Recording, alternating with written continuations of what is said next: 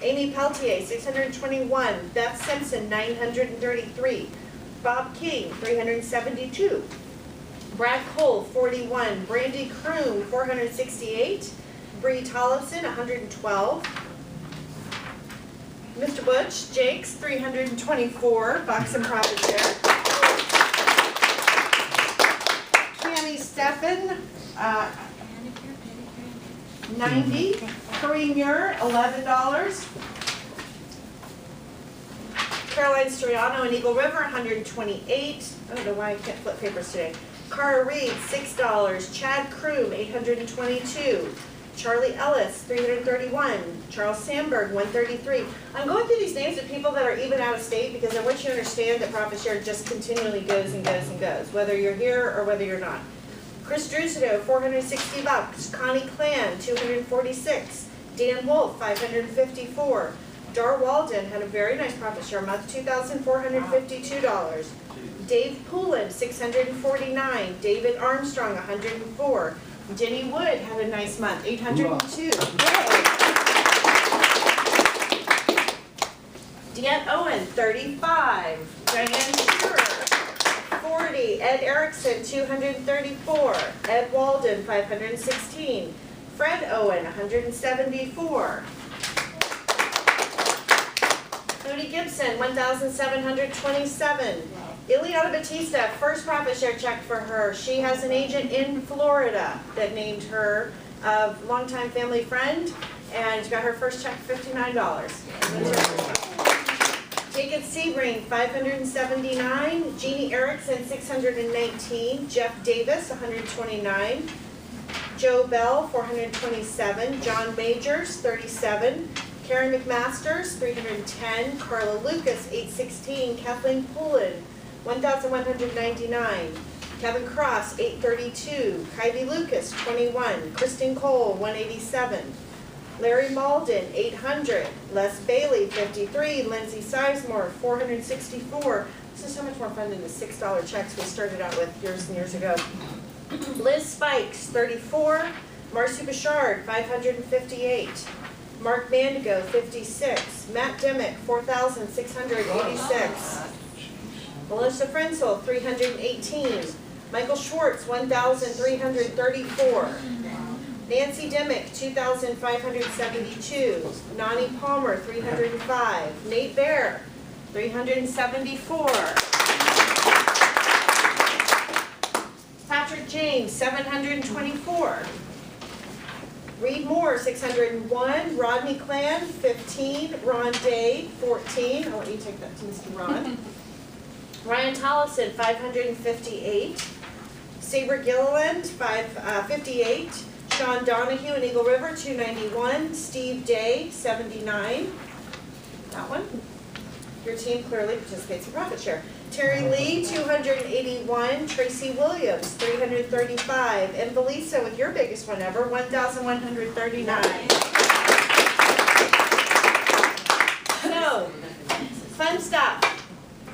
Okay, how many of you guys have gotten your newest Outfront magazine?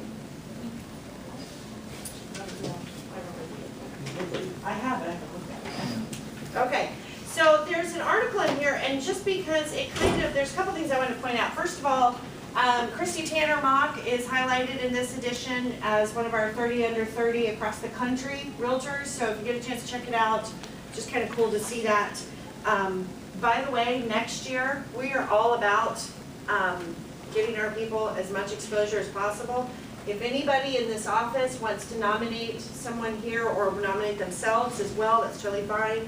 You have to be under 30 years old. Yeah, sorry, you're not in the crew anymore. Under 30, and you can come talk to me and I can tell you how the application process goes. We've already got a couple people we're going to throw out there, so it's pretty cool. Keller Williams as a whole really gets behind this. This is something amazing to use in your marketing. For all you young bucks out there, it's kind of a cool process. So definitely want to get you into that. What? Okay, so I want to chat with you because we talked about the 4DX and kind of the focus. I want to go back to something that sort of falls right in line with that we learned about, and that's the one thing. And just kind of give a refresher on this. So in the Outfront magazine, I'm not gonna like read it out loud to you, story time. Everybody crisscross applesauce on the carpet. But I would love for you to take some time and go through this and reread it really quickly. So what's the question in the one thing, guys? What is the question that we ask ourselves? What's the focus question that the book proposes? What should you be doing right now? What's the one thing you can do right now that will make everything else insignificant? Yeah, what is the one thing you can be doing right now that makes everything else insignificant or unnecessary, right? And going back to the 4DX, this kind of all weaves together, right? What's the answer for you? Do you know what your one thing is? Or have you lost your way a little bit since family reunion and going, wow, this is great, and now it's July, 6 months later, and the whirlwind has shown up and life has shown up and we forget about the one thing. There's an interview with Gary in here where he talks about the domino progression. And I want to spend just a minute going back to that for a second. Remember in the 4DX presentation, again, I already alluded to it once, you have the 3 wheels, right? So you've got the first, it's not even a wheel, it's more like a cog, I guess. You've got the first one that starts turning, and that's your weekly commitments, right? And lead measures. And then that drives, I don't have a third hand. That drives the lag measures, and the lag measures moves the wildly important goal, right? You understand it's the same thing as the domino principle. What's the domino principle from the one thing?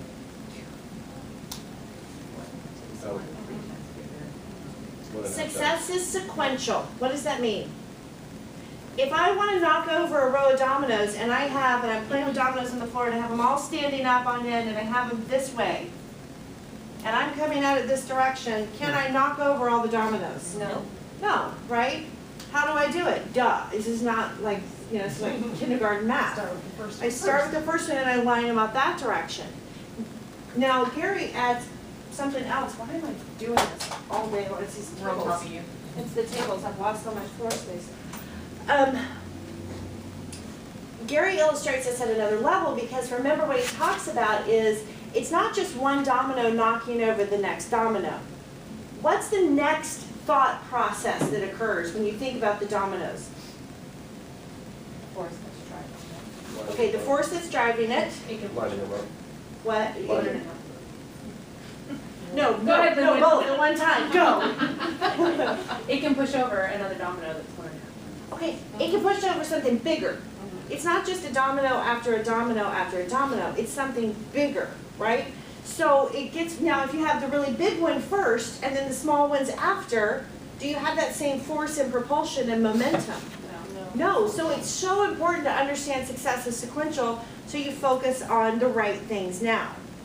And you don't worry about something, I don't know how many times, I was talking with an agent just the other day who was trying to get his database up and rolling. And he was spending an inordinate amount of time worrying about classifying the difference between a B buyer and a C buyer in the database. Like hours of time. Days, months. Days, probably Months. 4 months. Okay, is it important in your database to classify the differences in your buyers? Yes. Of course it is. Is that the thing that you should be focusing on right now in the domino? What's the first thing you should be focusing on? Call them all. Call them. Everybody. I don't care if they're a Z buyer. And when you're trying to launch your business and trying to get a massive, actually it's a relaunch, sitting and letting days and days and months and weeks go by while you're worrying about the classification of the buyer is not the right order of events. The important thing is to take the action. Now, as the action goes, guess what? That buys you the time to sit down and really work on the database later. But it's got to be first things first. As you're sitting here listening to that, what thoughts are going through your head? Do you get caught up in that, maybe not that specific example, but do you get caught up in that kind of a backwards thought process sometimes? It's easy to want to have it done perfect and one of the things I've been reading in several different books is people want to do ready, aim, fire, and they say you really need to go ready, fire, aim. Because you just get so caught up, and I've been thinking about doing a company picnic, or a client appreciation picnic for 4 years. My business coach finally said, pick a date, pick a time, you can figure out the details later, because I wanted to know what food am I gonna do, what games am I gonna do, what am I gonna do here, what am I gonna give away? And I couldn't get all that together, and Right. so finally, I have a date. Yeah, well, and it's sent out almost invitations. I don't know what I'm doing yet. sometimes it's even fire ready aim. It's even one more step. Now, I mean, don't get me wrong, you want things to be in order, and I know your ABA right now is on fire, isn't it? You're high vector 4, Nate and Matt. No, I mean, I want things right, but sometimes getting them right stops you from getting them done, right? I can tell you the story of an agent that I know that has not contacted their database and because they're trying to get it right, and has now seen 2 past clients in the lobby buying a house with another realtor. Ouch. In our lobby, by the way, Yeah. right there, Yeah. there. That's a painful lesson, isn't it? But is it painful enough to spur you into action? So it goes back to first things first. So a lot of times you guys will come into me and say, I have this great idea. My coach said to me one time, we were talking about something specific, and he said, look, here's the deal. I'm not having this conversation with you anymore.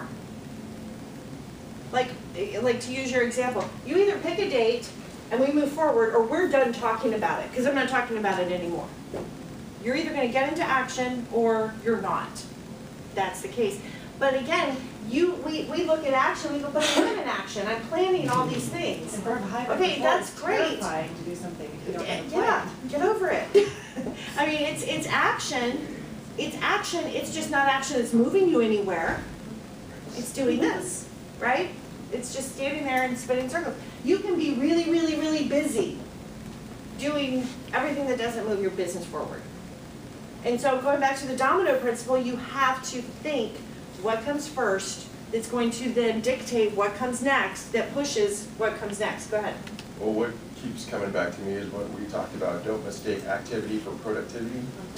You know, so just because you're doing these things, you're thinking, oh yeah, this is productive, this is what I need to do my business. Well, no, what's productive for your business? Income generating activities is being in front of clients, talking to clients. All that other stuff is secondary, so if you do your lead gen, then you'll have time to follow up or hire or leverage yourself to be able to have someone to do those other things. Right. You know, don't mistake activity for productivity. Don't mistake busyness for business. Because everybody in this room is really busy. You all are. That's just the truth. There's nobody in this room that's lazy or not busy. You guys are go-getters, you're hustlers. The question is, are you busy doing the right things? And that's why I wanted to come back to this and talk about getting this, understanding success is sequential and moving first things first. I'm gonna pick on you just for a minute, Linwood, just because you're just an easy target. I set myself up for that. So. Yes, you You know, one of the things that I am pushing Linwood and then another realtor as well this week on are specific contacts, because Katrina is growing a team, so Linwood is trying to work, his job in that team is to develop Chris and David and Kim and Terry and make sure they're teed up for success, right?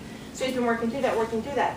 In the meantime, the listing leads have fallen through the cracks. Now, we knew that, and we actually made a conscious decision that right now it's more important to get Chris and Kim and Terry and David to 100% operating capacity. That's the priority, as fast as possible, so that that domino knocks over the next domino, which is what? Linwood gets on the phones. Now that was done with strategy and with thought and with intent and with purpose, and it was done for a reason. It wasn't just Linwood going, I'm gonna be busy working with Kim and Terry and Shayna and David and just trying to get it was done very purposefully. So now, this week, he's getting the text from me in the morning saying, okay, now that's done, which is really smart and really good because the buyer side's gonna be cranky. Now we have to get the listings up. We're okay with that. Now it is call. So Monday morning at 8 a.m., I'm texting him, call, and he's saying, screw you, Tudor. Not quite like that. But you understand what I'm saying? It's putting the right actions so that the dominoes keep getting bigger. So now what happens when Linwood makes his listing appointment, his listing lead calls. He gets the listings. What happens when all of a sudden their listing inventory comes up to the buyer's side? They'll get more buyers. That cranks up. So it's just tackling a mountain one bite at a time. But you have to do it smart. Because the truth is, if he had worked on all the listing leads, they could get a ton of listings. And not because you guys aren't incredibly talented, but Chris and Kim and Terry and David would probably burn out in a couple of months. Because they wouldn't be where they needed to be successful for the long haul. So it was focusing on one thing, which felt hard, didn't it? It was very hard to say, we know that the leads are there and they're not getting called. Yeah, it was hard, but you have to look at it, would I rather have that $7,000 commission now, or would I rather train these people so that they can each make, $49,000 in commissions. and then you know, being able to say, I need to slow down to speed up, I think was a really, really hard thing for me and for him, because we're both fairly impatient people. I haven't shown a house in like a month and it's weird. And it's not I will tell you that, I don't know, I'm learning to wrap my mind around it. I was just telling the guys, I'm like, it's weird. Not Because when you sure. make it a habit to do things like showing houses, and you make that such a habit, it was weird for me when I stopped. Yeah. But that's what I want to put into the buyer's agents, is that kind of habit that he had, that I had, when we were in that position. Right, And right. so, just to stop what we're doing, to get other people trained and give them the tools so that they can go out and do that, so that we can go do more, so that they can do more, and that we can all have this big life. Yeah. It's like you sometimes just have to take your mind back to that domino theory and think about, am I putting things in the right order, right? And there's times when, and this is a 4 disciplines principle that I really like, and I think Janine, this is something that you've said stood out to you, or is either you or Shayna, that many times you have to say no to really good ideas. Because here's the thing, you guys in this room are entrepreneurs, right? We've talked about this. You're business owners, you're strategic and critical thinkers, and most of you have great ideas. Some of you guys have amazing creativity. If you don't think so, follow Brenton DeWan on Facebook or Twitter. He's like the most creative person I know. He comes up with this stuff that is hilarious and witty and great. But you guys have really great minds. Otherwise, you would be working a 9-to-5 job. Okay? You're here because you're extraordinary. And the challenge is shutting down sometimes and saying no to something really, really great. Because then you start tackling the dominoes lined up this way as opposed to this way. So what do you do with those good ideas when you have to say no to them? Write them down. Save them for Yeah, later. absolutely. Set them up as a domino to fall later. You're going to come back to that good idea. You just may not do it today. Because we know that if we start focusing on the 12 things, there's no book out called Focus on the 12 Things. Because it doesn't work. But that's the challenge. Like Nate said, he was sitting there, he said, Jenny, come back from family reunion, you have 25 great ideas. How many of you guys are going to Mega Camp in September? We've got a couple people going. You're going to come back with great ideas. And you're going to be challenged to say, okay, these are great ideas. Let's write them all down. Let's put them in the great idea book that we said no to, that we're going to come back to, and find the right place. It's like asking, you know, it's like even E-Edge, for example. If you jump into E-Edge, I don't know how many of you really spend time, I know some of you in this room have spent significant time learning and embracing the program. You want to talk about drinking from a fire hydrant. You can get lost and spend 40 hours a week in E-Edge because there's so much there. Now, is everything in E-Edge great for your business? Absolutely it is. Is it everything that you each need to use? Not necessarily. So just one, you know, if you're tackling technology in your business, this is a place where you say, okay, what do I focus on first? Right? What do I focus on right now and learn it? And then that leads to the next piece, and then that leads to the next piece. Is this making sense? You guys, we talked about it last week in the team meeting, we talked about it in 4DX. You're in, I hate to say this because it's July, but I have to keep saying it. You're in the home stretch of the year. Okay, it's 80 degrees outside, quit saying that. You're in the home stretch of the year. I mean, you just are. And as much as, trust me, I'm right there with you, as much as I'm begging for 80 degrees as long as we can, I know you're going to be sitting here in October and November looking at your goals and going, yes, I rocked it, or, well, there's always next year. And there's still plenty of time right now to do what you need to do. I'm telling you, my personal opinion, and you can take this and $2 and go buy a cup of coffee, that's how much it's worth, but my personal opinion is the market is fixing to explode in about 4 weeks when the fish start running. Because, I mean, everybody's gone. Literally I mean, there was 10,000 an hour coming through on Tuesdays when I heard the number was. Everyone is gone. And it's a kind of a delayed gone. We haven't had this strong of a season, I don't think, in a while. We certainly haven't had the weather. I think they'd still be down there even if there was 2 an hour coming through right now, because That's on the key, get their boats everywhere. yeah, exactly. So I think we're waiting, I think in about a month, when people start going, school's coming back, I think we're gonna see it different than we've seen it before, is my anticipation. It always gets busy after the 4th of July. Jimmy, you've been doing this forever, right? Everybody takes off June, because that's usually when we get our good weather. They take off sometime in July because the fishing is in and they're down there, but they're not gone like they're gone right now. It's just that perfect storm for Alaska summer this year, so. And they only dip the to 24 hours a day through the end of July. There you go. So August 1st, everyone's gonna be back in. It's my personal opinion is you're gonna see your businesses spike in August, and I want you to be ready. It's why I'm doing as much as I can now to get you to think about that, okay? Any thoughts or questions or comments about the domino principle? Yeah. Well, I just find it really interesting because and you know this, I'm doing the MREA book club, and then I'm also listening to Good to Great, and then I read The One Thing a lot, and then 4DX, and all of them say exactly the same thing. You know, and all different authors, all different industries, all different everything, and they all say the exact same thing. Right. And I don't think I would have ever gotten that if I wasn't doing it all at the same time, which is a little bit squirrely, but okay.